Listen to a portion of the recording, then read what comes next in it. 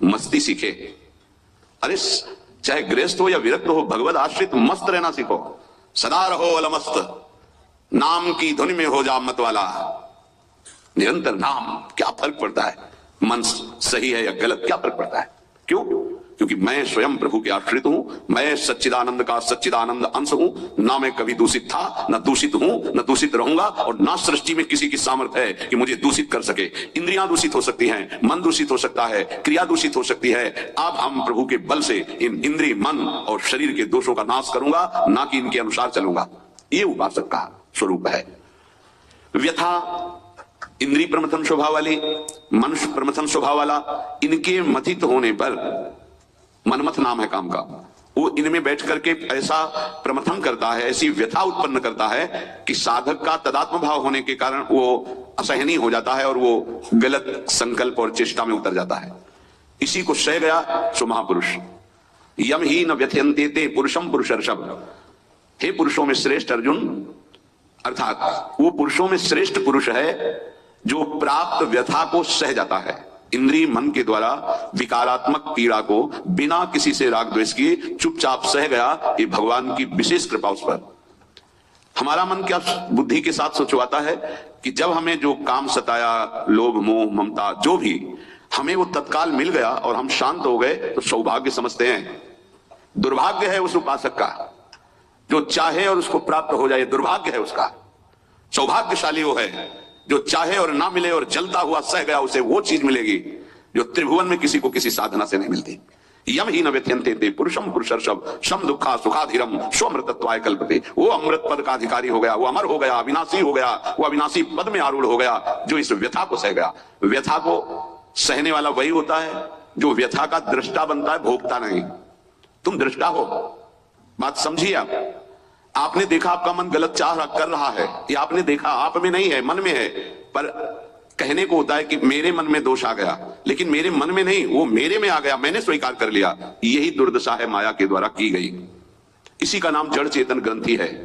यही चिज्जड़ ग्रंथि है जिसका नाश करते हैं वेदांत के द्वारा, भक्ति के द्वारा, योग के द्वारा, कर्म योग के द्वारा, सत्संग के द्वारा, शास्त्र स्वाध्याय के द्वारा। आपको विविध शास्त्रों का सार 5 मिनट में मिल गया। जो जीवन भर प्रयोग किया गया शास्त्र स्वाध्याय करके संतों की कृपा से, वो 5 मिनट में मिल गया। अगर इसे स्वीकार कर लें तो बहुत जल्दी आप महात्मा बन जाएंगे, चाहे गृहस्थ में हो या विरक्त में। महात्मा का संबोधन स्थिति से है, बाहरी किसी पद पदवी से नहीं। स्थिति होती है, उसे महात्मा कहते हैं। महात्मा शब्द भगवान के आगे भी लगता है, महात्मा श्री कृष्ण, ऐसा कई बार महाभारत में संबोधन हुआ। महापुरुष भगवान को कहते हैं, वंदे महापुरुष ते चरणारविंदम। जो भगवान में तन्मय हो गया वो महात्मा, जो भगवान में भगवत भाव को प्राप्त कर लिया वो महापुरुष, अर्थात भगवान और भगवान के जनों में अभेद स्थिति हो जाती है। अगर ये आज जो चर्चा हो रही इसको आप अपने जीवन में नहीं धारण कर पा रहे तो दुर्भाग्य है, जलोगे, रोगे, परेशान कर देगा तुम्हें मन। इसको बहुत बार सुनना। एक एक शब्द अमृत है, ये जीवन का सार हम आपको बता रहे हैं। मन से लड़ने की ये युक्तियां हैं जिससे साधु अपने मन को भगवान में लगाकर शांत करता है। जब हमारा मन भगवान में होने लगता है तो उसमें भाव का प्रादुर्भाव हो जाता है। फिर ये जो अभाव है इसी से कामनाएं प्रकट होती हैं। शब्द को पकड़ना, मन में सुख का अभाव ही भोगों की कामना पैदा करता है। मन में भगवत भाव ही निर्विकारता की स्थिति प्रदान करता है। जब आप इन 4 सूत्रों का प्रयोग करके मन को भाव में ले आएंगे तो यही मन जो आपको रुलाता है यही नचा देगा। पायो जी पायो मैंने राम रतन धन पायो, नाच पड़ोगे कि वस्तु अमोलक दी मेरे सतगुरु, निश्चिदिन बढ़त सवायो, रात दिन आनंद बढ़ रहा है, सदगुरु ने निहाल कर दिया।